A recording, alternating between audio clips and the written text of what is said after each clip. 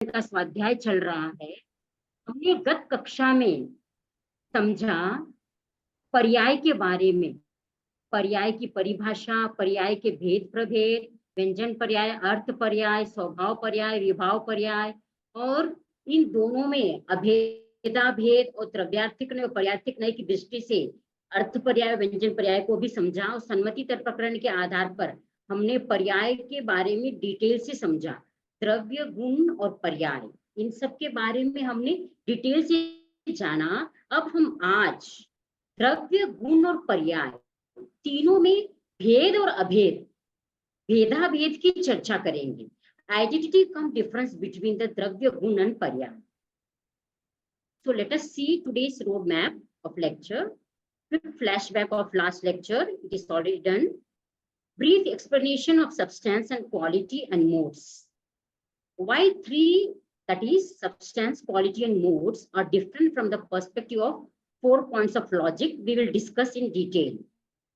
Then lastly, we will discuss the heart of the lecture, identity cum difference of Dravya, Gun, Parya in the light of Sannmati Tark Prakaran.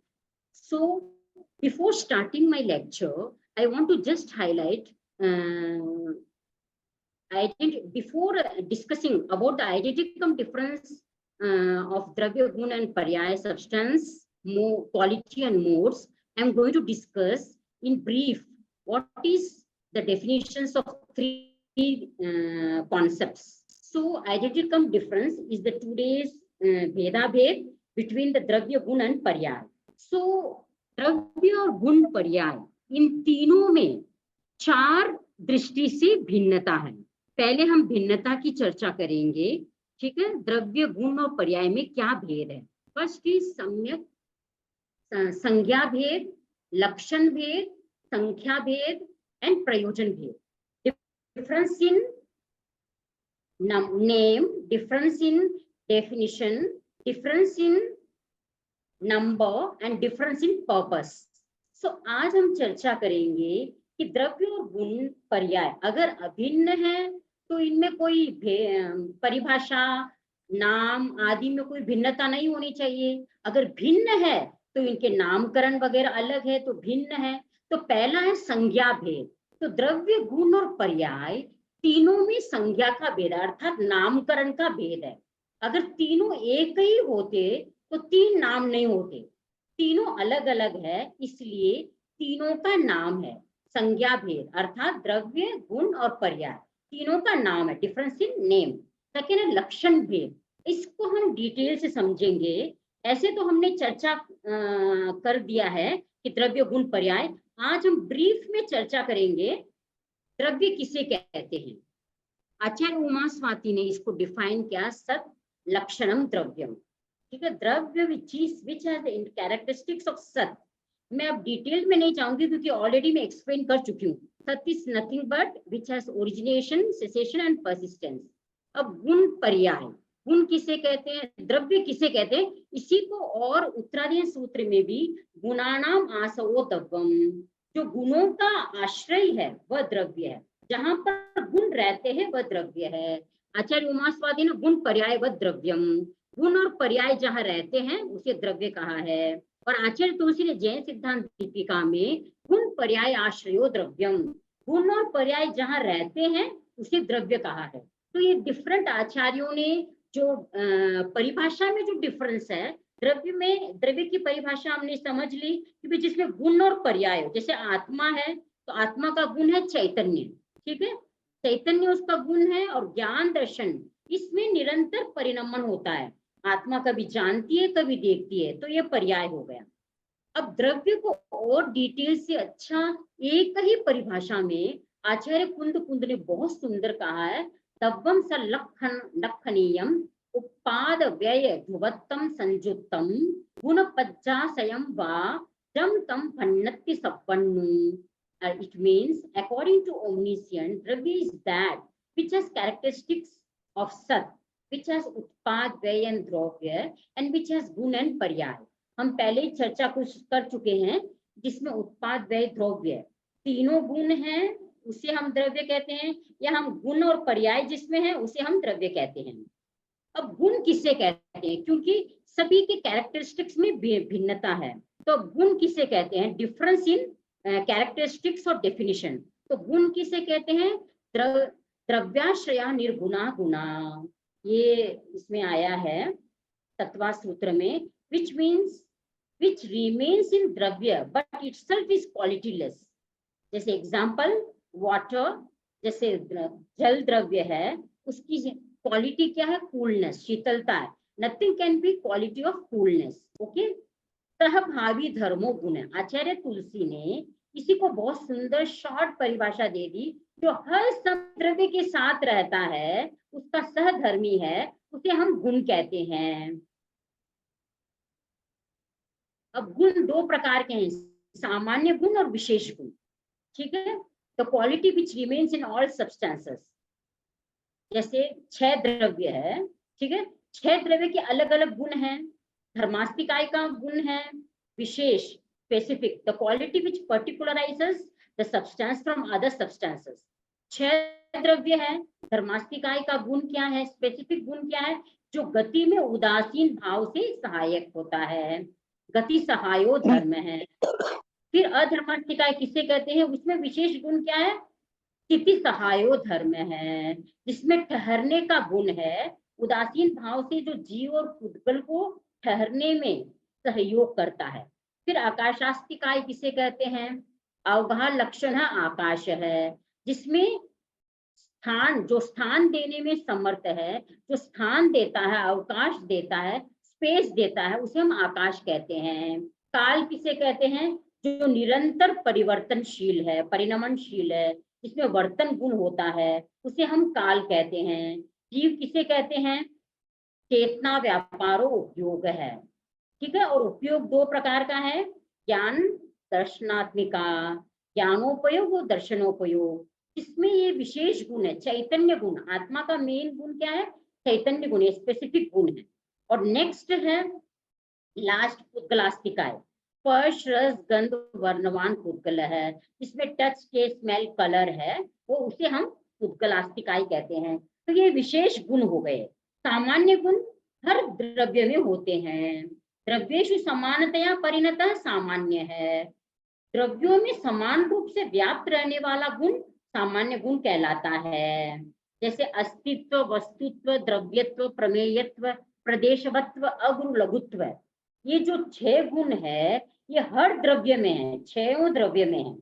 विद्यमानता, अस्तित्वम, अर्थ क्रियाकारित्वम, वस्तुत्वम, गुण पर्यायाधारत्वम, द्रव्यत्वम, प्रमाण विषयता, प्रमेयत्वम, अवयव परिमाणता, प्रदेशवत्वम, स्वस्वरूपा विचलनत्वम, अगुरुलघुत्वम। अर्थात सत्ता, विद्यमानता का गुण जिसमें है उसे हम अस्तित्व कहते हैं। जिस गुण के कारण द्रव्य कोई ना कोई अर्थ क्रिया अवश्य करता रहे उसे हम वस्तुत्व गुण कहते हैं। अगर अर्थ क्रियाकारित्व न हो, कोई फंक्शनल यूटिलिटी नहीं हो किसी द्रव्य में, तो वह वस्तु ही नहीं रहेगी। नेक्स्ट है द्रव्यत्व, जिस गुण के कारण द्रव्य सदा एक सरी का न रहकर नवीन नवीन पर्यायों को धारण करता रहे, उसे हम द्रव्यत्व कहते हैं। द्रव्य ये तो गुण है, हर द्रव्य में, 6 द्रव्य में रहते हैं। प्रमेयत्व, जिस गुण के कारण द्रव्य ज्ञान के द्वारा जाना जा सके, 6 द्रव्य को हम ज्ञान के द्वारा जान सकते हैं, उसे यह प्रमेयत्व गुण है। प्रदेशवत्व, जिस गुण के कारण द्रव्य के प्रदेशों का माप हो सके, हर एक द्रव्य के प्रदेश होते हैं। ठीक है। अगुरु लघुत्व, जिस गुण के कारण द्रव्य अपने स्वरूप में स्थित रहे, उसके अनंत गुण बिखर कर अलग अलग न हो जाए, ये एक सबसे महत्वपूर्ण गुण है, सामान्य गुण। इस गुण के कारण जीव कभी अजीव नहीं बन सकता है और अजीव जीव नहीं बन सकता है। तो ये जो अगुरु लघुत्व सामान्य गुण है, ये जीव के जीवत्व को कायम रखता है, अजीव के अजीवत्व को कायम रखता है, अर्थात हर जीव के इंडिपेंडेंट एक्सिस्टेंस को मेंटेन करता है। अब विशेष गुण मैंने आप लोगों को जैसे बताया, ऐसे तो विशेष सामान्य गुण तो 6 हैं, विशेष गुण है 16। अब देखिए, जीव के 4 गुण हैं, अनंत ज्ञान, अनंत दर्शन, अनंत सुख और अनंत वीर्य। और पुद्गल के 4 गुण हैं, स्पर्श रस गंध और वर्ण। और धर्मास्तिकाय का 1 गुण है, मूल विशेष गुण क्या है? गति हेतुत्व है। अधर्मास्तिकाय का स्थिति हेतुत्व है, और आकाश का अवगाहन हेतुत्व है, और काल का वर्तना हेतुत्व है, और उसके साथ चेतनत्व और अमूर्तत्व या मूर्तत्व, इनको ऐड करने से इनके 16 भेद बनते हैं, जो आप इस टेबल से समझ सकते हैं। तो इसको डिटेल में नहीं जाऊंगी, ऑलरेडी मैं डिस्कस कर चुकी हूँ। अब हम चर्चा करेंगे नेक्स्ट। अब गुण की भी परिभाषा हो गई, संख्या भी हमने संख्या गुण का लक्षण भेद जान लिया और संख्या भेद भी जान लिया। अब हम पर्याय किसे कहते हैं? पर्याय आपको सभी जानते हैं, वस्तु की जो अवस्था है, वस्तु में जो परिणमनशीलता है, तद्भाव परिणाम है, जिसमें परिणमनशीलता का गुण रहता है, पूर्व पर्याय का नाश और उत्तर पर्याय का धारण, प्रतिक्षण होता रहता है, उसे हम पर्याय कहते हैं। पर्याय के दो प्रकार है, व्यंजन पर्याय, अर्थ पर्याय, जिसको हम डिटेल कर चुके हैं। व्यंजन पर्याय कालांतर स्थायी होता है, अर्थात त्रिकाल स्पर्शी होता है और शब्दों के द्वारा बताया जा सकता है। और अर्थ पर्याय जो पदार्थ की जो परिणति सूक्ष्म होती है, सर्वसाधारण के बुद्धिगम्य नहीं होती है, इसके बदल जाने पर भी द्रव्य का आकार नहीं बदलता, जो केवल वर्तमान वर्ती होता है, वह अर्थ पर्याय है। अब स्वभाव पर्याय, विभाव पर्याय आप सभी जानते हैं, इंट्रिंसिक मोड और एक्सट्रिंसिक मोड, ठीक है, मतलब जिसमें दूसरे की निमित्त की अपेक्षा न रखने वाली अवस्था को स्वभाव पर्याय कहते हैं, दूसरों के निमित्त से होने वाली अवस्था को विभाव पर्याय कहते हैं। तो आत्मा का जो चैतन्य गुण है, ज्ञान दर्शन जो पर्याय है, वह तो उसका स्वभाव पर्याय है, और जो विभाव पर्याय है वह कभी आत्मा मनुष्य भोग में है वर्तमान में, नेक्स्ट भोग में देव भोग में हो सकती है। ये जो बाहर के कर्मों के संयोग से, जो निमित्त से जो विभाव आत्मा में आते हैं, वो सारे वैभाविक पर्याय है। अब प्रश्न है कि द्रव्य और गुण, पहले हम एक एक की चर्चा करेंगे। अगर हम एब्सोल्यूट डिफरेंस इन द्रव्य और गुण, द्रव्य और गुण ये दोनों भिन्न है, अगर ऐसा मानेंगे तो क्या क्या समस्याएं आएगी। और ये जो द्रव्य और गुण है, हमने जान लिया है अब तक, डिफरेंस देख लिया कि द्रव्य गुण और पर्याय में नामकरण का भेद है, संख्या में भेद है, लक्षण में भेद है, और चौथा है प्रयोजन, प्रयोजन भेद, ठीक है, डिफरेंस इन पर्पस। तो हम पर्पस क्या, द्रव्य का पर्पस क्या है, द्रव्य का प्रयोजन क्या है, जो गुण और पर्याय को धारण करता है। और गुण का पर्पस क्या है, जो द्रव्य के स्वभाव को अक्षुण्ण बनाए रखता है, अभिन्न बनाए रखता है। और पर्याय का फंक्शन क्या है, जो निरंतर परिणमनशीलता का हेतुभूत बनता है। जो द्रव्य में जितना भी चेंज घटित होता है, वो सारा चेंज उस पर्याय के द्वारा ही घटित होता है। गुण त्रैकालिक होता है, पर्याय एक सामयिक होती है, और द्रव्य भी त्रैकालिक होता है। तो द्रव्य और गुण जो है, उसमें अगर हम भिन्न मानेंगे, अगर उसको भिन्न मानेंगे तो क्या क्या समस्याएं आएगी। एब्सोल्यूट अर्थात एकांत द्रव्य और गुण को भिन्न ही है, ऐसा मानने पर दर्शन जगत में जो जो समस्याएं उत्पन्न हो रही है, उसकी हम आज चर्चा करेंगे। आप सभी जानते हैं, भारतीय दर्शन को दो भागों में विभाजित किया गया है, आस्तिक दर्शन और नास्तिक दर्शन। और इसकी परिभाषा क्या है आस्तिक दर्शन की और नास्तिक दर्शन की? भारतीय दर्शन में यह परिभाषा आई है, नास्तिको वेद निंदक है, जो वेद की निंदा करते हैं वो नास्तिक है। इस परिभाषा के आधार पर चारवाक दर्शन, चारवाक फिलोसॉफी, जैन फिलोसॉफी और बुद्धिस्ट फिलोसॉफी, ये आते हैं एब्सोल्यूट, ठीक है ना, ये आते हैं नास्तिक फिलोसॉफी में, क्योंकि हम वेद को प्रामाणिक नहीं मानते हैं। बुद्धिज्म भी नहीं मानता है, चारवाक भी नहीं मानता है। लेकिन जो अन्य 6 दर्शन है, जो वेद की प्रामाणिकता को स्वीकार करते हैं, वेद में जो भी कहा गया है उसको एज इट इज एक्सेप्ट करते हैं, वो है न्याय वैशेषिक, सांख्य दर्शन, वेदांत और मीमांसा। अब जो द्रव्य और गुण है, ये एकदम आइडेंटिकल है, सॉरी डिफरेंट है, एब्सोल्यूट डिफरेंट है, एब्सोल्युटली। जो वैशेषिक दर्शन है, जिसके प्रवर्तक है महर्षि कणाद, उनके अनुसार द्रव्य निर्गुण होता है। प्रथम क्षण में द्रव्य निर्गुण होता है। जब आत्मा या आत्मा द्रव्य जीव द्रव्य उपयोग लगाता है, जानने की कोशिश करता है, तब जो ज्ञान गुण है वह समवाय संबंध से आत्मा के आकर अटैच हो जाता है, ऐसी उनकी धारणा है।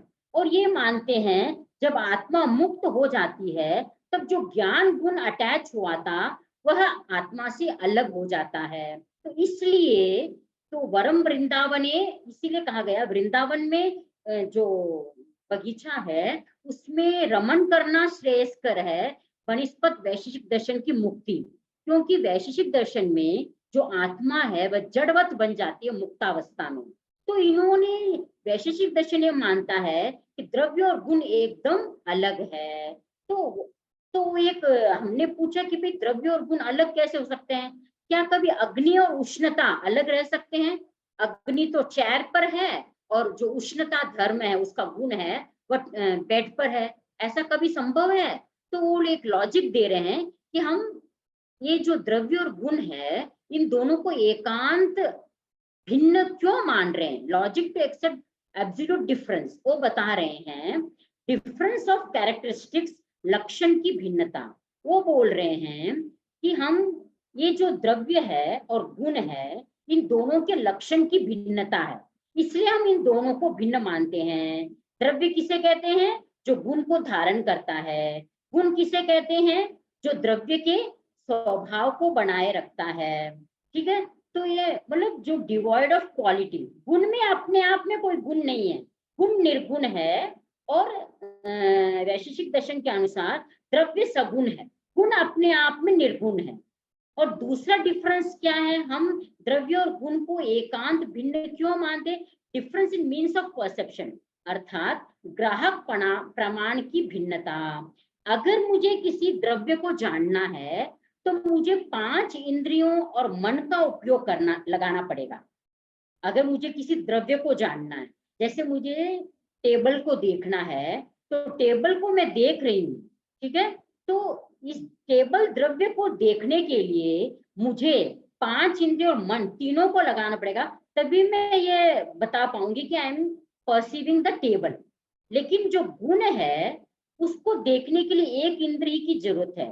अगर मुझे किसी ने पूछा दीवार का रंग कौन सा है, what is the colour of the wall, तो मैं एक ही इंद्रिय का प्रयोग करूंगी, चक्षुर इंद्रिय, जो रूप का ग्रहण करेगा। और घ्राणेन्द्रिय, हाँ, अगर गंध का मुझे करना है तो एक ही इंद्रिय से मुझे गंध का प्रयोग करना पड़ेगा।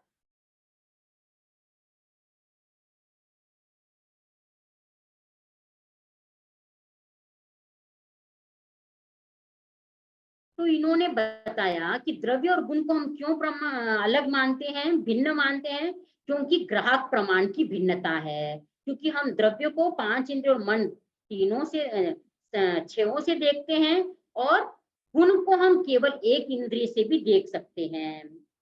अब है आचार्य कुंद ने इसको बहुत क्रिटिकली एनालाइज किया। अगर हम द्रव्य और गुण को एकांत भिन्न मानेंगे तो क्या क्या समस्याएं आएगी।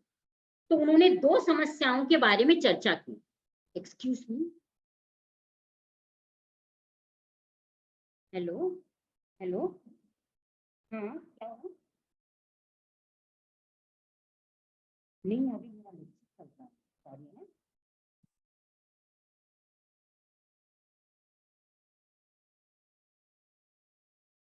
अगर 2 समस्याएं, 2 दोष उत्पन्न होते हैं, पहला है द्रव्य की अनंतता का दोष और दूसरा द्रव्य के अभाव का दोष, infinity of substances, absence of substances. अब यहाँ पे ये बात, तो दोष आते, तो फैलेसिस आते हैं। तो क्रिटिकली अगर हम एनालाइज करेंगे, अगर द्रव्य एकदम इधर है और गुण अलग है तो क्या समस्याएं आ सकती है? गुण cannot stay without substratum, we have to accept another substance. अगर गुण और द्रव्य दोनों अलग है, इसका मतलब दोनों एक दूसरे से एकदम मिले हुए नहीं हैं, एकदम एब्सोल्युटली अलग है। तो गुण can not flow in the air, ठीक है ना।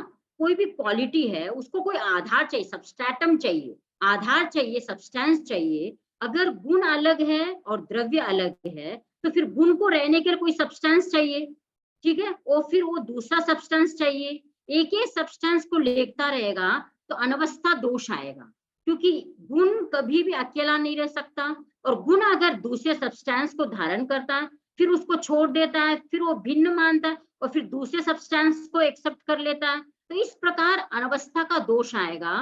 कितने सब्सटेंस को वो ग्रहण करेगा, क्योंकि गुण तो अलग है, सब्सटेंस तो किसी पर्टिकुलर चीज का है नहीं, ठीक है। तो ये जो फैलेसी है ये अनंतता का दोष आएगा, अनवस्था का दोष आएगा, जिसको इंग्लिश में कहते हैं रिग्रेस एड इन्फिनिटम।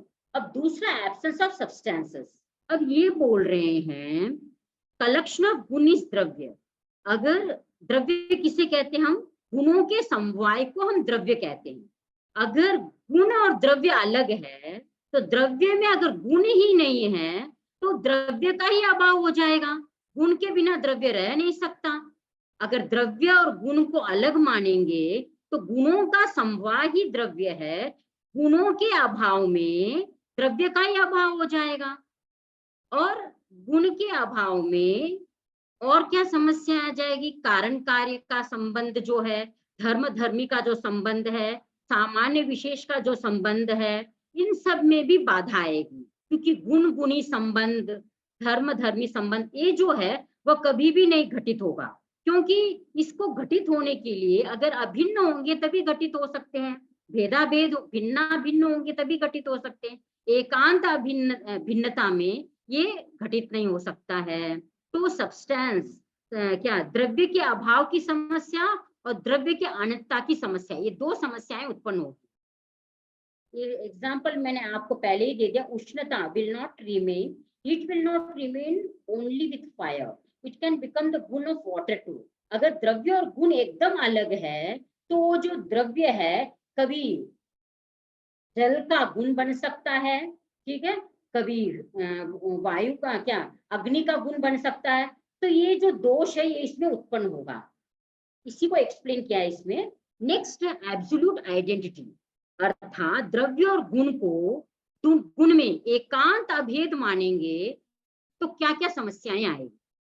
तो एकांत अभेद कौन मानते हैं, अद्वैतवादी वेदांती, सांख्य दर्शन और मीमांसा, ये मानते द्रव्य और गुण क्या है, अभिन्न है, there is nothing as such particular, everything is general.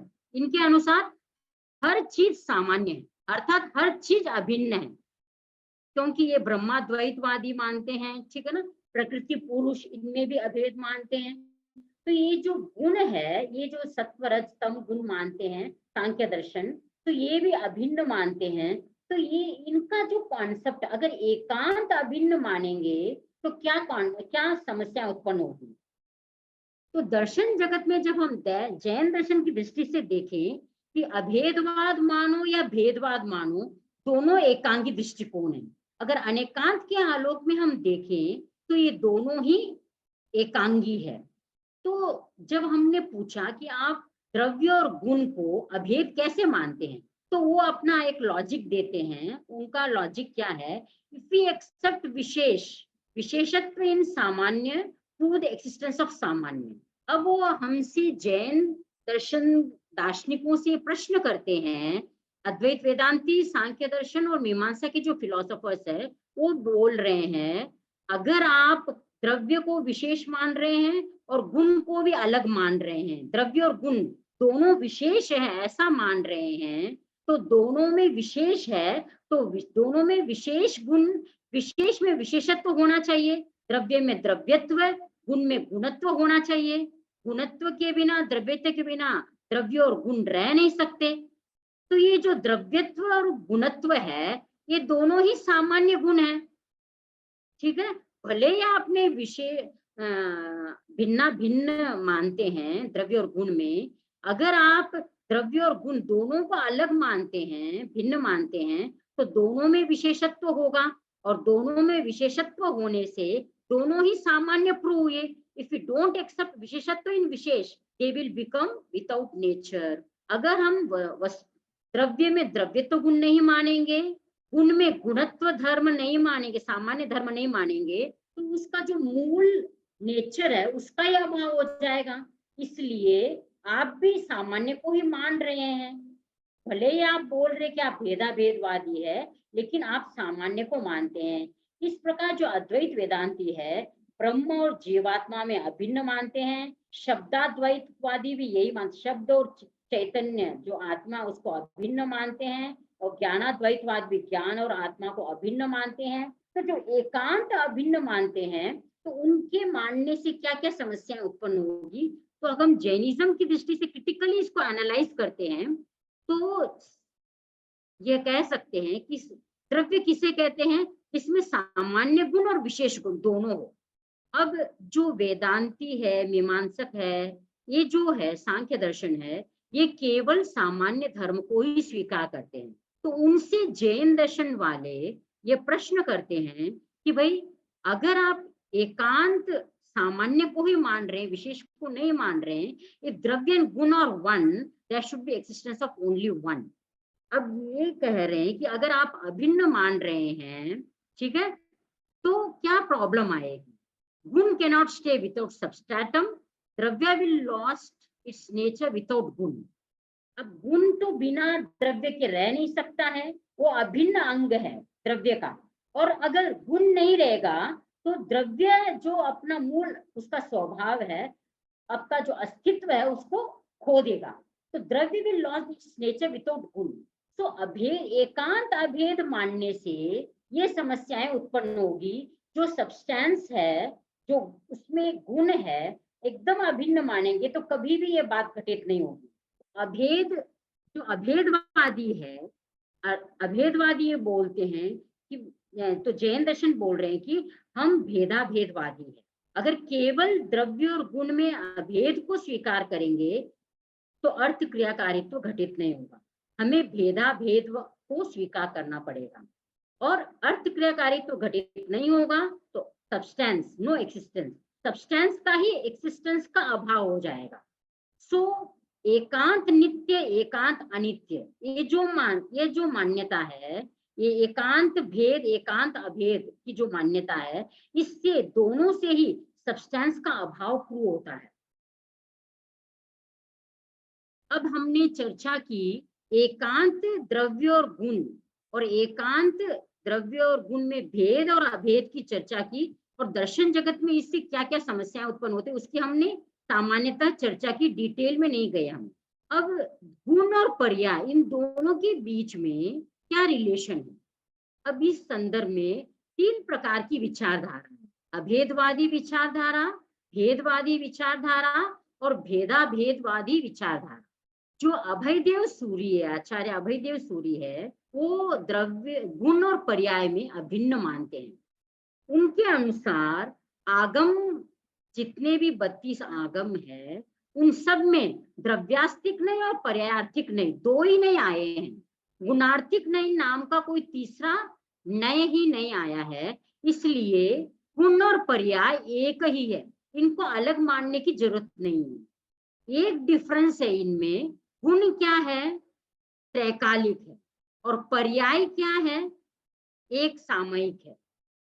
तो अभयदेव ने जो बात कही है कि अभेदवाद, उनका ये कहना है कि गुण का ही, द्रव्य और गुण में ही पर्याय घटित हो रही है, इसलिए अलग से पर्यायार्थिक, गुणार्थिक नहीं को मानने की जरूरत ही नहीं है, वो पर्याय ही है, आत्मा की ही पर्याय है। अब भेदवादी जो कुंद आचार्य उमास्वाती है, वो क्या कह रहे हैं, विदाउट गुण एंड पर्याय देयर इज नो द्रव्य, ठीक है ना, और वाइस वर्सा कह सकते हैं। तो ये मानते हैं कि गुण और पर्याय भिन्न है। मैंने बता दिया भिन्न किस अपेक्षा से है, गुण तो क्या है, त्रैकालिक है, और पर्याय क्या है, वर्तमानिक है, या प्रतिक्षण एक सामयिक बदलती रहती है। अब थर्ड कॉन्सेप्ट है भेदाभेदवाद। जो आचार्य वादिदेव सूरी है, उन्होंने कहा कि गुण और जो पर्याय है उनमें ऐसा भेद भी नहीं है जैसा कोई पिलर एंड वेसल है, कोई बर्तन और एक दीवार, ठीक है ना, खंबा रख दिया, इतना भेद भी नहीं है द्रव्य, गुण और पर्याय में, ठीक है। इतना भेद मानेंगे तो फिर द्रव्य ही घटित नहीं होगा। और नो अभेद like between substance and it's nature, इतना अभिन्न है कि गुण और पर्याय नो अभेद, अर्थात इतना भी अभेद नहीं है कि गुण और पर्याय एकदम ही अभिन्न है, ठीक है, उससे भिन्न भी है। तो ये जो कॉन्सेप्ट है कि भाई द्रव्य और गुण, ठीक है, द्रव्य गुण में क्या रिलेशन है, भेदाभेद, द्रव्य द्रव्य और गुण में भी भिन्ना भिन्नात्मकता है, और गुण और पर्याय इसमें भी भिन्ना भिन्नात्मकता है। अब रिलेशन बिटवीन द्रव्य और पर्याय, हमने द्रव्य और गुण को जाना, गुण और पर्याय को जाना। अब द्रव्य और पर्याय में आपस में क्या संबंध है? इफ एब्सोल्युटली आइडेंटिकल, अगर द्रव्य और पर्याय एकदम ही आइडेंटिकल है, why there is explanation of two, एकदम अभिन्न मानेंगे तो दो नामकरण क्यों किया, यह प्रश्न उत्पन्न होता है। इफ एब्सोल्युटली डिफरेंट, अगर एकांत भिन्न ही है द्रव्य और गुण पर्याय, how relation between them can be established, दोनों के बीच में रिलेशन कैसे एक्सेप्ट कर सकते हैं। और आप सभी जानते हैं द्रव्य के बिना पर्याय रह नहीं सकती, और पर्याय के बिना द्रव्य रह नहीं सकता, ठीक है। So it is proper to accept there are identical cum difference between द्रव्य एंड पर्याय, अर्थात द्रव्य और पर्याय में भेदात्मकता है। तो यहाँ पे कहने का तात्पर्य यह है, द्रव्य गुण और पर्याय हम लॉजिकली देखें तो दोनों भिन्न और अभिन्न, ठीक है, और समझने का सापेक्ष दृष्टिकोण है। जब हम भिन्न दृष्टि से देखेंगे तो हमें भिन्न लगेंगे, और जब सत्ता की दृष्टि से देखेंगे, द्रव्य गुण और पर्याय तीनों एक ही जगह रहते हैं, ठीक है ना। द्रव्य यहाँ बैठा है और पर्याय वहां बैठी है, ऐसा नहीं है। जो द्रव्य है उसकी जो पर्याय हैं एक ही साथ रहते हैं। जो वस्तु है, ठीक है, टेबल है, टेबल का जो शेप है, टच टेस्ट स्मेल कलर है, ये इससे अलग थोड़ी है, ठीक है, अलग नहीं है। आत्मा है, चैतन्य है, दोनों अलग अलग नहीं है, एक साथ रहते हैं। तो दोनों का जो एक्सिस्टेंस प्लेस है, जो स्पेस है, वो एक ही जगह है, उस दृष्टि से वो अभिन्न है, और उसमें निरंतर परिणमन घटित हो रहा है उस द्रव्य के अंदर, इसलिए पर्याय भिन्न भी कहलाती है। इस प्रकार अपन सापेक्ष दृष्टिकोण से देखते हैं तो द्रव्य गुण और पर्याय में भेदात्मकता की सिद्धि होती है। सॉरी,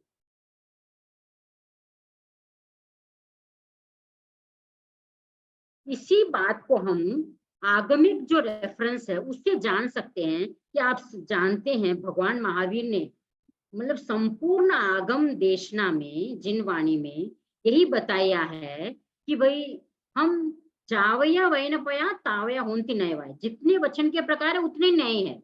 हमारा जो देखने का दृष्टिकोण है वह डिपेंड करता है कि हम किस दृष्टि से देख रहे हैं। जैसे आचारांग सूत्र है, उसमें अभेदवाद का एक सूत्र है, परिलक्षित होता है, जे आया से विन्नाया, जे विन्नाया से आया।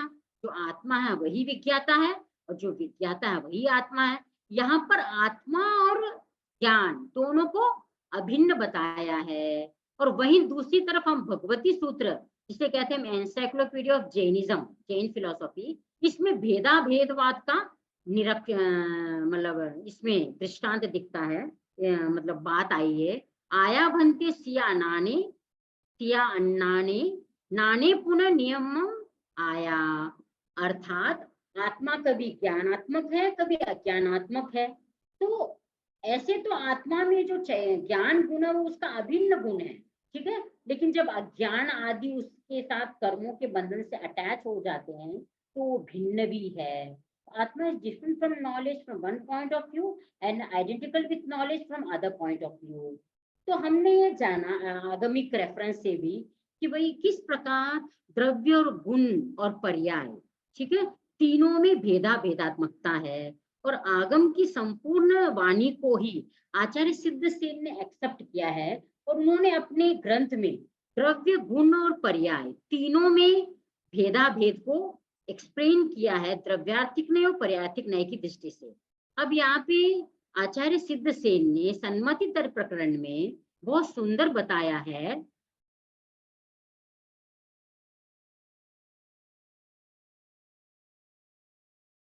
द्रव्य गुण के भेद का पूर्व पक्ष के रूप में निर्देश, रूप रस गंध फासा असमान गहन लक्षणा जम्हा तम्हा तव्वानु गया गुणत्ति ते के इच्छन्ति। अर्थात रूप, रस, गंध और स्पर्श द्रव्य से भिन्न प्रमाण ग्राह्य तथा भिन्न लक्षण वाले दिखते हैं, अतः वे गुण पर्याय, वे गुण द्रव्य के आश्रित है, ऐसा कोई मानते हैं। अब यहाँ पे मैं पहले से मैंने भूमिका बना दी है आपको, द्रव्य और गुण को पूर्व पक्ष का निर्देश दिया है।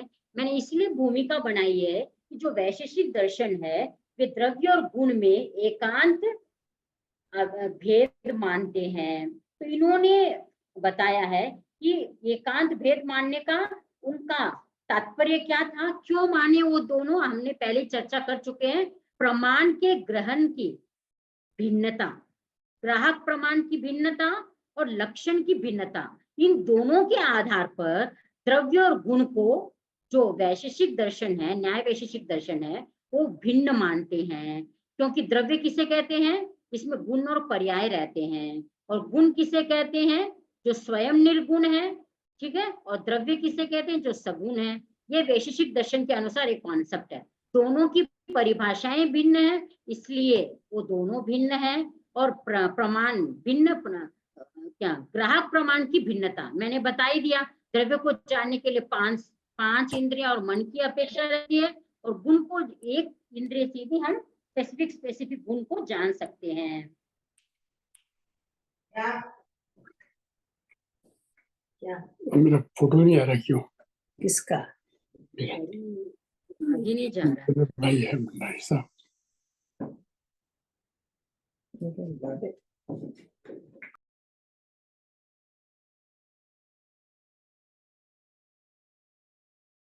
एक मिनट,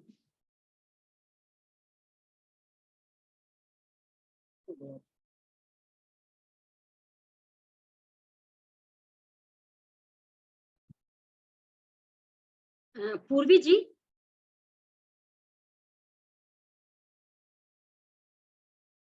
जी गुण के भेद का निराकरण कर दिया है हमने ऑलरेडी। अब गुण और पर्याय के अभेद की चर्चा जो हम पहले कर चुके हैं, अद्वैत वेदांती, मीमांसक और जो न्याय सांख्य दर्शन है, वो ये द्रव्य, गुण और पर्याय को एकांत अभिन्न मानते हैं। मैंने पहले भूमिका बना दी ताकि आपको आगे की जो गाथाएं वो समझ में आ जाए। दूरे ता अनत्तम गुण सद्दे चेव ताव पारिच्छम किम पज्जवा हियो हुज्ज पज्जवे देव गुण सन्ना। अर्थात गुण और पर्याय का भेद तो दूर रहा, पहले गुण शब्द के विषय में विचार करने का है कि वह यह है कि क्या गुण संज्ञा पर्याय से भिन्न अर्थ में प्रयुक्त है या पर्याय के अर्थ में ही प्रयुक्त है। यहाँ पर आचार्य सिद्धसेन ने यह क्वेश्चन रेज किया है कि जो गुण है, गुण का जो नामकरण है वह पर्याय से भिन्न है क्या, और जो पर्याय का अर्थ है वह क्या गुण से भिन्न है। गुण और पर्याय अभिन्न है, नामकरण खाली इसका अलग है, लेकिन गुण और पर्याय को आप अलग नहीं कर सकते हैं। परिणमन गुणों का ही तो हो रहा है। दो ऊन नया भगवया दब्बट्ठिय पज्जबट्ठिया नियया ये तो ये गुण विशेषे गुणट्ठिय नयो विजुज्जन्तो। भगवान ने द्रव्यास्तिक और पर्यायस्तिक ये दो ही नए निश्चित किए हैं। यदि उससे अर्थात पर्याय से गुण भिन्न होता तो गुणास्तिक नए भी उन्हें निश्चित करना चाहिए था। ऐसा आचार्य सिद्धसेन का मंतव्य है कि अगर गुणार्थिक नए कोई इंडिपेंडेंट चीज होती पर्याय से भिन्न, तो भगवान गुणास्तिक नए की भी चर्चा निश्चित करते, लेकिन भगवान ने ऐसा नहीं किया है। और हमने जब द्रव्य की डिटेल से चर्चा की थी उस समय मैंने कहा था परिणमन किसमें हो रहा है, द्रव्य पर्याय और गुण पर्याय, इन दोनों में परिणमन हो रहा है। जम पुनः अरिहया तेषु तेषु सुत्तेषु गोयमायीनम पज्जव सन्ना नियमा वागरिया तेन पज्जाया। अर्थात अरिहंत ने उन सूत्रों में जहां भी गंधर्व गौतम भगवान महावीर का संवाद हुआ है, वहां सब जगह समक्ष पर्याय संज्ञा निश्चित करके उसी का विवेचन किया है। द्रव्यात्मिक नहीं और पर्यात्मिक नहीं से ही भगवान महावीर ने आंसर दिया। जब उन्होंने पूछा द्रव्य किसे कहते हैं, अथिरे पलोटई थिरे नो पलोटई, जो द्रव्य का जो स्थिर धर्म है अर्थात द्रव्य गुण है वह कभी नहीं बदलता है। अथिरे पलोटई अर्थात जो गुण और पर्याय है वह बदलता रहता है। तो द्रव्यार्थिक नय से जो द्रव्य है उसमें द्रव्यता का गुण रहता है और पर्यायिक नय से उसमें परिणमन होता रहता है, इस प्रकार बताया गया। तो ऐसा मानना चाहिए पर्यायी गुण क्या है, वह पर्यायी है, पर्याय से गुण भिन्न नहीं है, ऐसा आचार्य सिद्धसेन की मंतव्य है। अब है द्रव्य और गुण के भेद का निराश कर दिया हमने, ठीक है। द्रव्य और गुण क्या है, अभिन्न है, अलग नहीं है।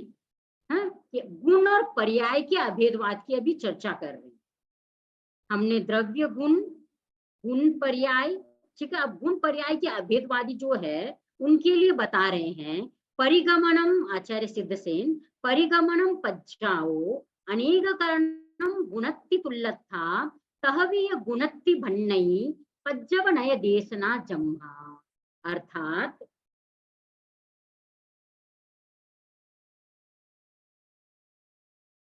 वस्तु को विविध रूप में परिणत करने वाला और गुण अर्थात पर्याय किसे कहते हैं, वस्तु को विविध रूप में परिणत करने वाला, जो विभिन्न पर्यायों को धारण कराता है वस्तु को। और वस्तु गुण किसे कहते हैं, वस्तु को अनेक रूप करने वाला। इस तरह दोनों शब्द तुल्यार्थक ही है, ऐसा होने पर भी वह गुण ऐसा नहीं कहा जा सकता, ठीक है, क्योंकि देशना तो पर्याय नहीं की है, गुणास्तिक की नहीं। अब यहाँ पर आचार्य सिद्धसेन का कहने का है कि भाई जो द्रव्य में जो विभिन्न प्रकार के परिणमन हो रहे हैं, चेंज घटित हो रहा है, वह एक्चुअली गुण का ही हो रहा है। तो गुण और पर्याय में कोई अंतर नहीं है, गुण का ही परिणमन हो रहा है, इसलिए गुणास्तिक नय को मानने की कोई जरूरत नहीं है। जंपन्ति अति समय एक गुणे 10 गुणे अनंत गुणों रूवाय परिणामो भन्नई तम्हा गुण विशेषो। अब कोई कहते हैं कि आगम में रूपादि परिणाम एक गुण काला, 10 गुण काला, अनंत गुण काला इत्यादि रूप से व्यपदिष्ट है, इसलिए पर्याय से गुण का भेद कहा जाता है। अब यहाँ पे अगर कहते हैं कि भाई ये अमुक वस्तु, ठीक है, एक गुण काली है, 10 गुण काले, क्योंकि अपन पेंट जानते हैं, आजकल जो पेंट्स आते हैं उसमें कितनी वेराइटीज आती हैं, उसमें कितने एकदम एक ही पिंक कलर में, एक ही ब्लू कलर में, एक ही ग्रे कलर में, मेरून कलर में, भिन्न भिन्न उसमें कितने वेराइटीज होती है, उसमें हायरार्की होती है, तरतमता होती है। जो एक गुण काला वाला पेंट है, 2 गुण काला वाला सफेद रेड कलर का पेंट है, गुलाबी कलर का पेंट है, ये जो भी हम ये जो गुण में जो भेद बता रहे हैं ना, वह गुण का भेद एक्चुअली परिणमन का ही भेद है, अलग से उसको हम गुण का भेद नहीं कहेंगे, वह गुण का पर्याय, गुण का ही एक पर्याय है। नेक्स्ट है गुण शब्द मंत्रेणाभि तम तु पज्जव विशेष संखाणम सिज्जै नवरम संखान सत्य धम्मो तय गुणोत्ती। अब रूपादि के बोधक गुण शब्द के अतिरिक्त भी जो एक गुण कालक, 10 गुण काला आदि जो वचन किए जाते हैं, वे पर्यायगत विशेषों की संख्या के बोधक होते हैं। हम जो बोलते हैं ना कि भाई ये वस्तु एक क्वालिटी वाली थोड़ा काला रंग वाला है या 2% काला है, काले कलर में भी बहुत सारा हायरार्की है, रेशियो है, भिन्नता है, उसमें डिफरेंट वैरायटीज आती है, ठीक है ना। उसके जो कलरिंग है उसमें डिफरेंस रहता है, छोटा छोटा माइन्यूट डिफरेंस रहता है कलरिंग में भी, कलर्स में भी थोड़ा ब्राइट थोड़ा डिम ऐसे। तो ये बोल रहे हैं कि ये जो इसमें भिन्नता दिख रही है ना, उसमें कलर की भिन्नता, केवल नंबर्स की भिन्नता है कि भाई ये इतना अच्छा एकदम ब्राइट ब्लैक है, एकदम डल ब्लैक है, या ब्राइट पिंक है, या डल पिंक है, केवल उसमें संख्या का अंतर है। पर्याय वह तो एक पर्यायी है। शास्त्र में ये इतने गुना है, इतने कथन मात्र से गणित शास्त्र में प्रसिद्ध संख्या धर्म ही सूचित होता है, केवल उसमें नंबरिंग ही हमें हाईलाइट होती है, एक्चुअली वह गुण भी एक पर्यायी है। जह 10सु 10 गुणम्मि यह एगम्मि दसत्तम समम चेव अहियम्मि गुण सत्ते तहेय एयम्पि दट्ठव्वम। जिस तरह गुण शब्द अधिक होने पर भी 10 वस्तुओं में और 10 गुण, एक वस्तु में 10 पना समान ही है, उसी तरह यह भी एक गुण काला, द्विगुण काला आदि समझना चाहिए। जैसे सभी आत्माएं हैं, ठीक है, अस्तित्व की दृष्टि से, चेतना की दृष्टि से सभी क्या है, एक है, लेकिन सब में जो ज्ञान गुण है उसमें तरतमता है। कर्मों के आवरण के आधार पर, ज्ञानावनी कर्म के आधार पर जो ज्ञान गुण है वो सब में भिन्नता है। तो ये भी यही बात कलर के संदर्भ में भी आती है। उद्गल के संदर्भ में 10 समझ लो घड़ी है, 10 अम्ब्रेला है, कुछ भी है, उनमें जो कलर का डिफरेंस है, 10 पेन है, उसमें जो डिफरेंस है, सब उद्गल है, उस दृष्टि से सभी समान ही है, लेकिन सब में जो डिफरेंस, थोड़ा माइन्यूट डिफरेंस तो हर एक में है, हर द्रव्य में डिफरेंस है, तो वो विशेष होगा। तो उसको हम, ये भाई थोड़ा डार्क कलर का पेन है, ये लाइट कलर का पेन है, तो ये जो हम डिफरेंस करते हैं वो केवल संख्या का डिफरेंस है, गुण और पर्याय में कोई प्रकार का डिफरेंस नहीं है, गुण और पर्याय अभिन्न है। इस प्रकार हम आचार्य सिद्धसेन ने द्रव्य और गुण में भेदाभेद को स्वीकार किया और एकांत भेदवाद का निरसन किया, और गुण और पर्याय जो एकांत अभेद की मान्यता है उसका भी निरसन किया कि गुण और पर्याय अभिन्न है। ठीक है, तो यहाँ पे हमने देखा कि आचार्य सिद्धसेन ने संक्षेप में बता दिया कि द्रव्य और गुण, इसका और भी आगे चर्चा है, हम इसको नेक्स्ट लेक्चर में लेंगे आगे कि वे द्रव्य गुण और पर्याय। आज हमने चर्चा की द्रव्य गुण का खंडन और फिर द्रव्य गुण का जो भेद का खंडन किया गया और फिर दोनों में भेदाभेद को स्थापित किया गया, और गुण पर्याय में जो एकांत अभेद की अवधारणा है उसका निरसन किया गया, और गुण और पर्याय में अभेदता को स्वीकार किया गया जैन दर्शन की दृष्टि से, और भेद को किस प्रकार स्वीकार किया गया है उसको हमने समझा। इस प्रकार आज हमने समझा कि द्रव्य गुण और पर्याय तीनों सत्ता की दृष्टि से एक साथ रहते हैं, इस दृष्टि से वो अभिन्न है, ठीक है, लेकिन भिन्न भी है इस दृष्टि से उनके लक्षण की भिन्नता, नामकरण की भिन्नता, संख्या की भिन्नता अर्थात भेद प्रभेद की भिन्नता और प्रयोजन की भिन्नता के आधार पर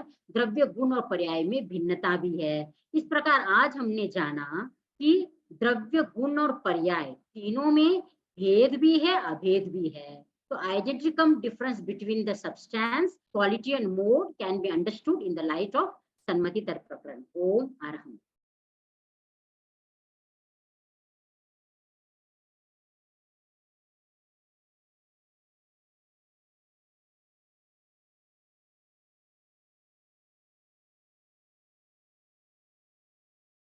आज थोड़ा सा टफ था सब्जेक्ट, क्योंकि वो मतलब लॉजिकल न्याय दर्शन के हिसाब से मैंने एक्सप्लेन किया है, क्योंकि भेद और अभेद को अपेक्षा दृष्टिकोण से ही हम समझ सकते हैं। अभी आपको कोई प्रश्न होगा आप पूछ सकते हैं।